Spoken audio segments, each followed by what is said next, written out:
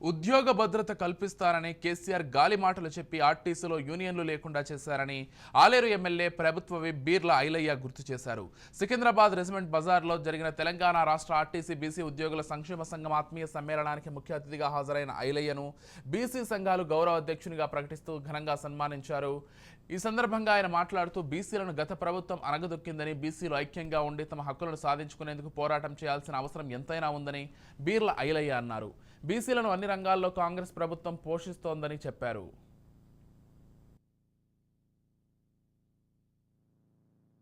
ఐక్యవేదిక ద్వారా బీసీలకు రావాల్సినటువంటి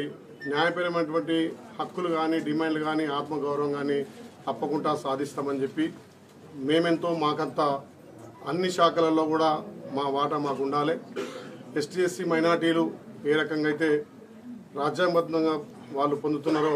అదే మాదిరిగా ఏదైతే పెద్దలు డాక్టర్ బిఆర్ అంబేద్కర్ రాజ్యాంగంలో రాసినటువంటి హక్కులను మా బీసీలకు కూడా వర్తించాలని చెప్పి అన్ని శాఖలలో సంబంధించిన ఉద్యోగస్తులకు ఉద్యోగ భద్రతతో పాటు బీసీలు కూడా ఐక్యంగా ఉండి మా బీసీలకు సంబంధించినటువంటి ఏ సమస్య ఉన్నా అందరం కలిసికట్టుగా గౌరవ ముఖ్యమంత్రి రేవంత్ రెడ్డి గారి నాయకత్వాన, అదేవిధంగా పొన్నం ప్రభాకర్ గారి నాయకత్వాన ఆర్టీసీకి పెద్దపీట వేసి నష్టాల్లో ఉన్న ఆర్టీసీని కూడా లాభాలలో తీసుకొచ్చి ఆ ఉద్యోగ భద్రతతో పాటు సివిల్ సప్లై శాఖ ఇంకా ఇతర శాఖలు కూడా బీసీలను ఐక్యం చేసి వాళ్ళకు ప్రభుత్వం నుంచి అందాల్సినటువంటి ప్రతి ఫలాన్ని కూడా సాధిస్తామని తెలియజేస్తూ ఏ బీసీ బిడ్డకు ఏ బీసీ ఉద్యోగస్తునికి ఎక్కడ ఇబ్బంది ఉన్నా అది మా బాధ్యతగా మేము ముందుకెళ్ళి పరిష్కరిస్తామని చెప్పి బీసీల ఐక్యవేదిక